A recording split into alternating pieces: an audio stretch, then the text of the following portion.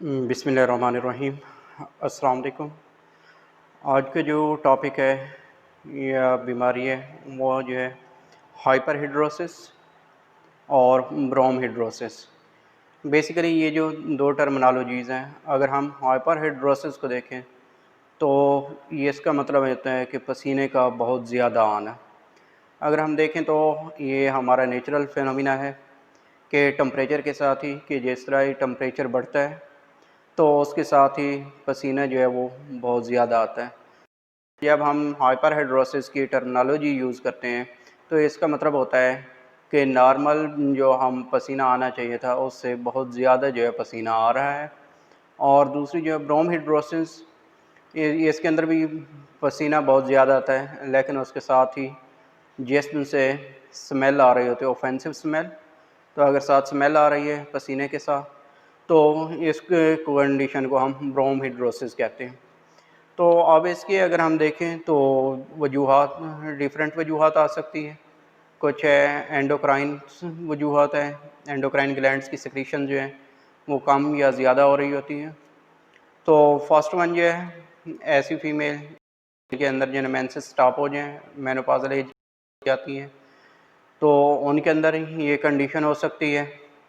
और इसी तरह ऐसे पेशेंट्स जिनके अंदर शुगर है या ब्लड के अंदर शुगर का लेवल जो है वो कम हो गया है, तो उसकी वजह से भी उनकी बॉडी से जो है स्मेल आती है।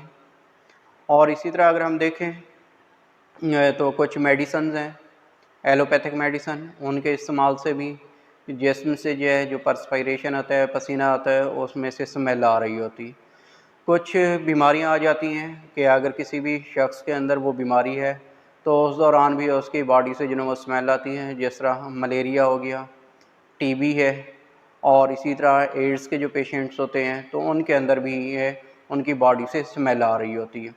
तो अब इसके अंदर जो है जिन लोगों के अंदर ये पसीना बहुत ज़्यादा आ रहा होता है, तो एक तो जो है वो लोगों के अंदर नहीं बैठ सकते कि उनके जिस्म से जो है ना वो स्मेल आ रही होती है, ऑकवर्ड फील करते हैं। दूसरा जो है वो अपने वर्किंग प्लेस के अंदर जो है वो काम नहीं कर सकते क्योंकि हाथों के ऊपर बार बार पसीना आ रहा होता है। ये इसकी वजह से जो है वो जो है कोई भी चीज़ उठा नहीं सकते, कलम वगैरह वो पकड़ नहीं सकते सही तरह से, और जिस पेज के ऊपर वो लिख रहे होते हैं वो भी गीला हो रहा होता है।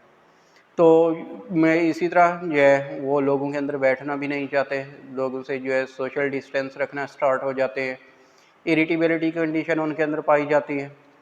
अब इसके अंदर अगर हम देखें तो इसके अंदर कुछ मेडिसिन आ जाती हैं, होम्योपैथिक मेडिसिन, वो देने से जो है हम इसको क्योर कर सकते हैं उसके सिम्टम्स की बेस पे। तो फर्स्ट वन जो है हमारे पास जो है वो है medicine Calcarea carb. Calcarea carb के जो पेशेंट्स होते हैं इनके सर के ऊपर बहुत ज़्यादा पसीना आता है, और इतना ज़्यादा ये पसीना होता है कि जब ये रात को सोते हैं और सुबह को जब ये जागते हैं तो इनका जो तकिया होता है वो पसीने से गीला हो चुका होता है। फिर उसके बाद जो है नेक्स्ट मेडिसिन जो है वो है सिलीशिया।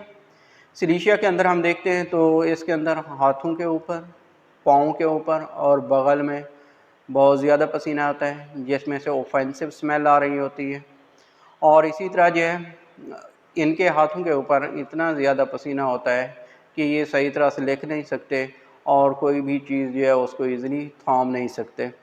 फिर उसके बाद सल्फ़र मेडिसिन आ जाती है और सोराइनम है। इनके अंदर अगर हम देखें तो इन दोनों के अंदर जो है जो मरीज़ होते हैं सल्फ़र और सोराइनम के, उनके पूरे जिस्म के ऊपर पसीना आ रहा होता है, बहुत ज़्यादा ऑफेंसिव होता है ये, और नहाने के बाद भी इसकी स्मेल ख़त्म नहीं होती। अब जो सोराइनम के पेशेंट होते हैं वो सर्दी को बर्दाश्त नहीं कर सकते, और जो सल्फ़र के पेशेंट होते हैं वो गर्मी को बर्दाश्त नहीं कर सकते। तो इसकी बेस पे हम जो वो डिफ़रेंशिएट कर सकते हैं कि ये जो हमारे पास पेशेंट आया है या कोई भी पेशेंट है उसकी मेडिसिन सोराइनम बनती है या सल्फ़र बनती है। और फिर उसके बाद जो है मार्कोसाल है। मार्कोसाल के अंदर भी हम देखते हैं तो इसके अंदर भी जो है पूरे बॉडी के ऊपर पसीना होगा, और ख़ास तौर पे रात के वक्त जब ये बंदा सोता है तो उस वक्त पूरे जिस्म के ऊपर इसको पसीना आ जाता है, और साथ ही उसके अंदर वीकनेस की कंडीशन भी पाई जाती है।